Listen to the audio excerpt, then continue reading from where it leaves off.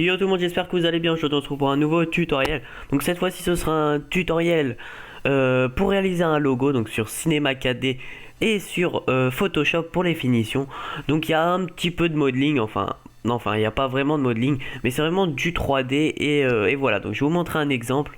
C'est celui-là, donc le logo que j'avais réalisé pour Dross Glitcher. Donc petite dédicace à toi. Et donc je vais vous montrer à réaliser ce logo. Je vais essayer d'aller le plus dans le détail possible et essayer que le tuto ne dure pas non plus 3 plombes. Donc c'est parti. Hop, on se retrouve sur Cinema 4D avec donc la Lightroom que je mettrai en pack de tuto comme d'habitude. Donc la Lightroom, les matériaux et le fichier, enfin le pack Photoshop qui vous permettront donc de réaliser ce tutoriel. Donc on va pas attendre plus longtemps. Vous allez dans le petit carré et vous allez bien sûr dans terrain. Voilà.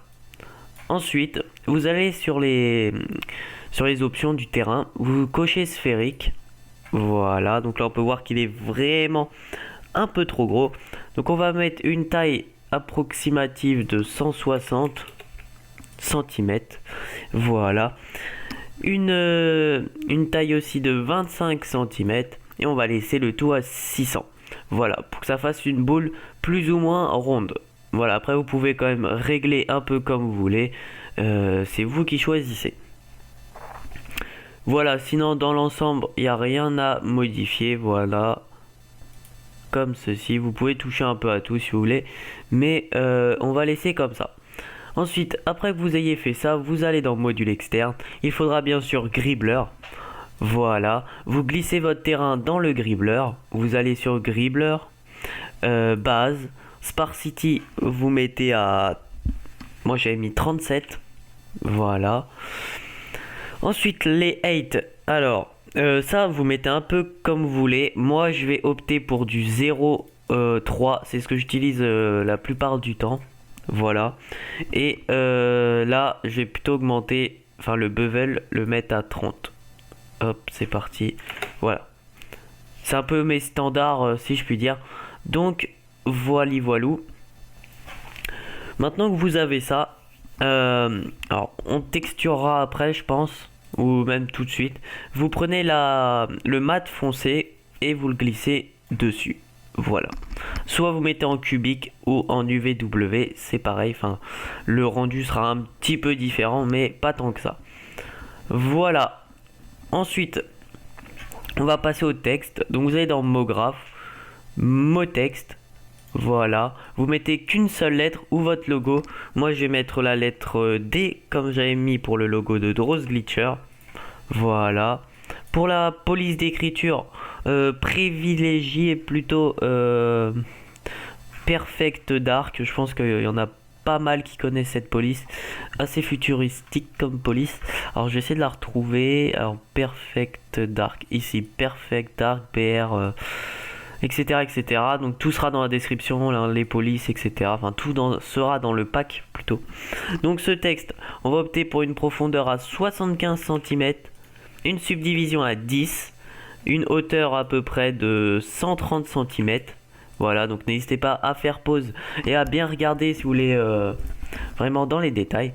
Le couvercle et biseau, on va mettre plutôt un 5 en étape et un rayon de 1.1. Hop, pareil pour le deuxième, couvercle et biseau 5 et rayon 1.1. Oups, 1.1. Voilà, comme ceci. Vous essayez de bien centrer le logo au milieu. Donc là c'est vrai. Alors, je vais tourner la boule. Voilà, hop, comme ceci. Hop, le mot texte, on va l'incurver un peu dedans. Voilà, hop, comme ceci. Après vous le placez comme vous voulez aussi, ça dépend des lettres, hein. Mais globalement c'est comme ça. Maintenant que vous avez fait ça, vous allez aller dans le réseau d'atomes. Alors hop, le petit carré vert, réseau d'atomes. Vous dupliquez votre texte, donc CTRL-C, CTRL-V, vous le mettez dans le réseau d'atomes. Le réseau d'atomes, vous mettez rayon des sphères à 0.8 et le rayon des cylindres à 0.7 cm. Voilà. Ensuite, vous glissez la texture Glow sur le réseau d'atomes. Donc je vous explique un peu cette texture. Donc vous cliquez dessus et vous pourrez modifier la couleur. Mais ça, pareil, on peut le faire avec une color correction sur Photoshop. Mais si vous le souhaitez, vous pouvez changer la couleur. Donc vous allez dans couleur, hop, et vous changez. Alors attendez, hop, vous allez sur couleur et vous changez la barre. Alors si vous voulez du bleu, vous faites OK. Donc 144 et 255. Vous allez ici, vous modifiez. Alors là c'était 0, 144, 255. Et normalement c'est bon.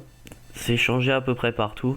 Et vous glissez cette texture glow bleu donc sur le réseau d'atomes. Ensuite, le premier gribbleur, vous le dupliquez, donc CTRL C, CTRL V. Vous l'ouvrez, vous supprimez le terrain à l'intérieur. Et vous glissez le premier mot texte dedans. Voilà, comme ceci. On voit en fait les réseaux d'atomes, tout simplement.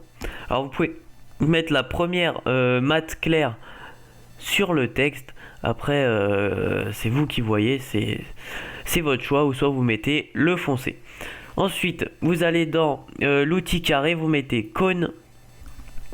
Alors ce cône, vous allez dans objet, donc 0 on laisse. On va mettre un rayon de base d'environ 15 cm. Une hauteur d'environ 55 cm. Et on va laisser le reste en 8 et 36. Donc on va prendre ce cône là, voilà. Ensuite, vous dupliquez le réseau d'atomes utilisé sur le texte. Donc CTRL C, CTRL V. Vous l'ouvrez, vous supprimez le mot texte. Vous glissez le cône dans le réseau d'atomes. Vous dupliquez un des deux gribbleurs. CTRL C, CTRL V. Vous l'ouvrez, vous supprimez le mot texte. Et j'ai oublié de dupliquer le cône. Donc CTRL C, CTRL V sur le cône et on le glisse dans le gribbleur. Voilà. Comme ceci. Alors après le gribbleur, vous pouvez le régler comme vous voulez ou baisser le réseau d'atomes pour qu'il se voie un petit peu moins. Après, c'est vous qui voyez. On peut opter pour un 0.6 et pareil ici un 0.6.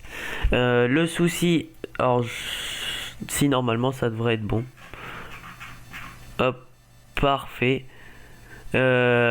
Après, comme dit, vous pourrez modifier ce réseau d'atomes et le diminuer si ça ne va pas. Donc on va voir, on va peut-être le mettre à 0.4, voilà, même 0.3, voilà, 0.3, c'est parfait.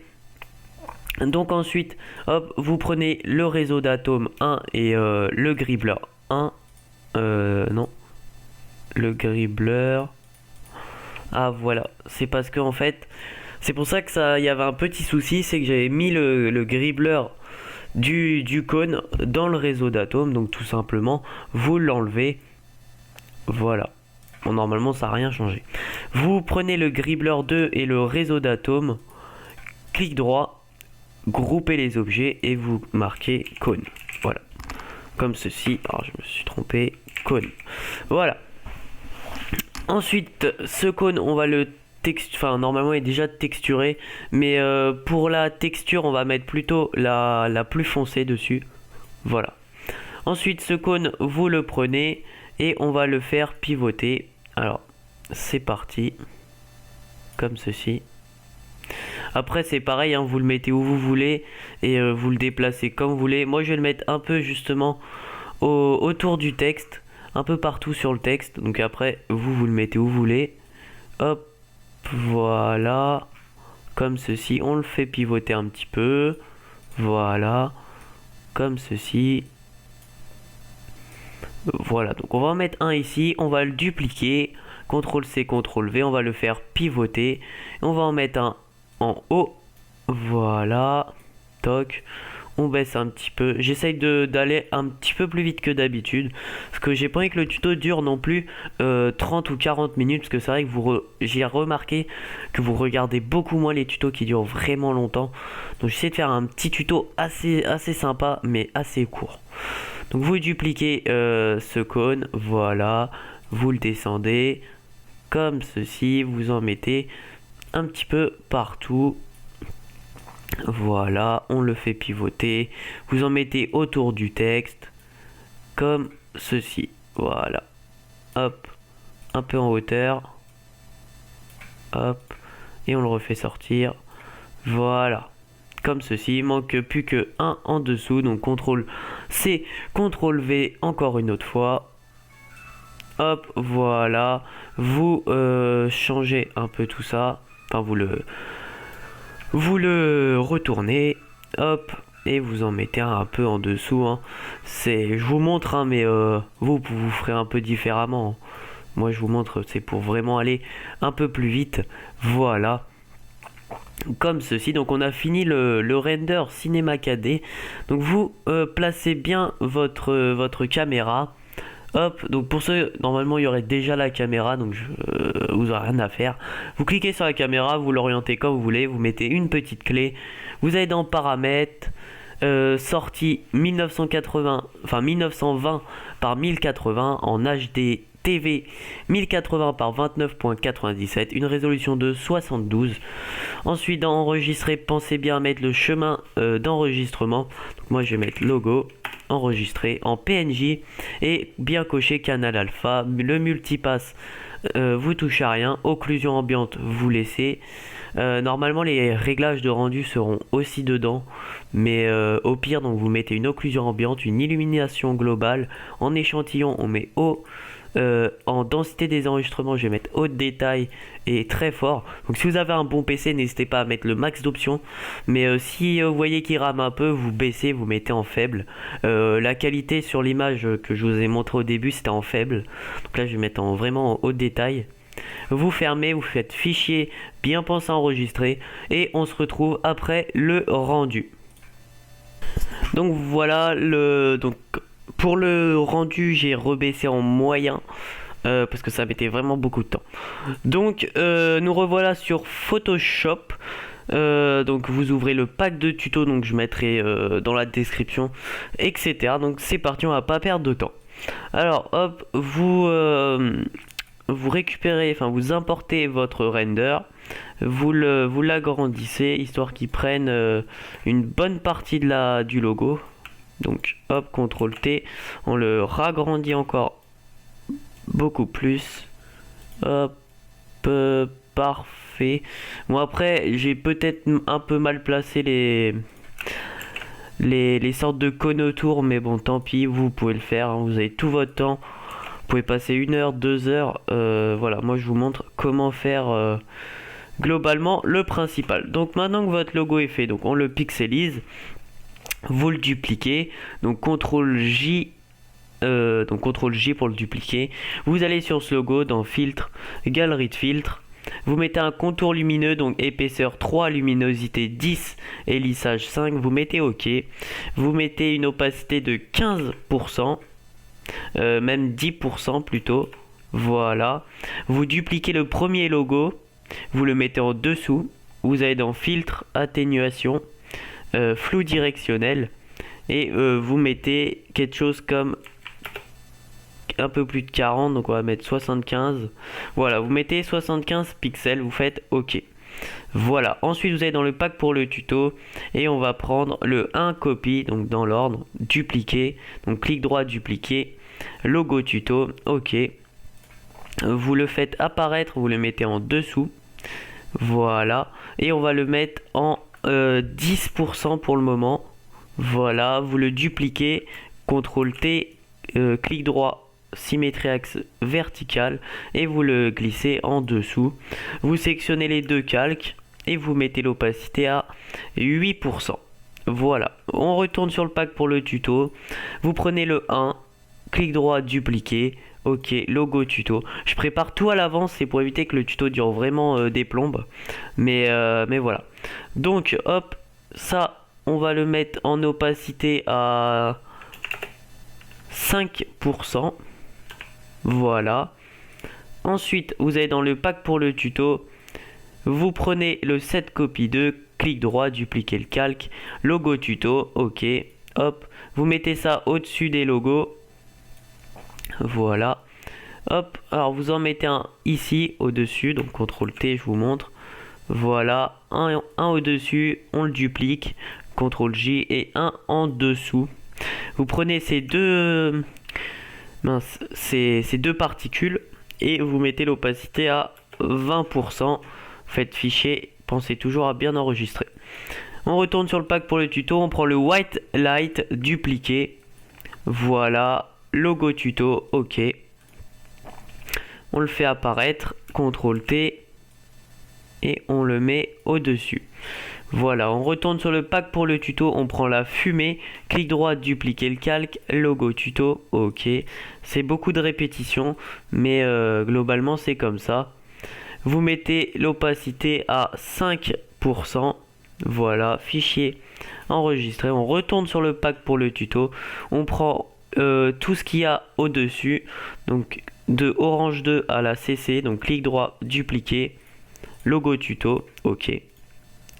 Voilà, vous faites apparaître le orange, vous baissez l'opacité à 5%, vous faites apparaître le red 2, vous laissez ça comme ça, le blue light, CTRL T, hop, on en met un en bas, vous le dupliquez, CTRL T, clic droit, symétrie axe vertical, et vous allez le placer en haut.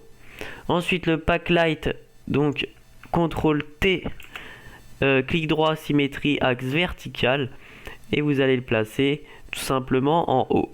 Et de même pour le red light qui est déjà en haut, donc CTRL T, vous le placez au milieu et vous activez la CC Change Color. Et là on va régler 2-3 soucis. Donc affichage, on va enlever les extras. Voilà. Donc d'une part, on va enlever les lights en haut. Voilà, c'est déjà beaucoup mieux. Ensuite pour les particules, 7 copie 3 et 7 copie 2, vous allez les placer en dessous des logos. Voilà, comme ceci. Ensuite pour la luminosité, on va passer en 12. Voilà. Ensuite, normalement à peu près tout bon. Vous allez sur la CC, vous cliquez dessus, là où il y a Change, vous double-cliquez et vous pourrez bien sûr changer la couleur de votre logo au choix et selon vos goûts surtout. Donc vous pouvez mettre du vert, du rose et du bleu, enfin toutes les couleurs. C'est vous qui voyez. Alors hop, le jaune c'est vraiment pas mal. Voilà, donc je pense que ce logo était simple dans la technique, etc. Mais c'est vraiment un logo qui est plutôt intéressant, plutôt rapide à faire. Et voilà, donc je pense vous avoir montré globalement tout ce qu'il y avait à savoir sur ce logo. Donc n'hésitez pas à lâcher un commentaire, je prends un plaisir à y répondre et ça fait super plaisir. N'hésitez pas à lâcher un like et à vous abonner, ça prend pas longtemps, c'est juste un clic, mais ça fait plaisir. Donc n'hésitez pas à lâcher vos idées de tutoriels, etc. Et moi je vous dis à la prochaine pour une prochaine vidéo. Allez, tchuss. Yeah.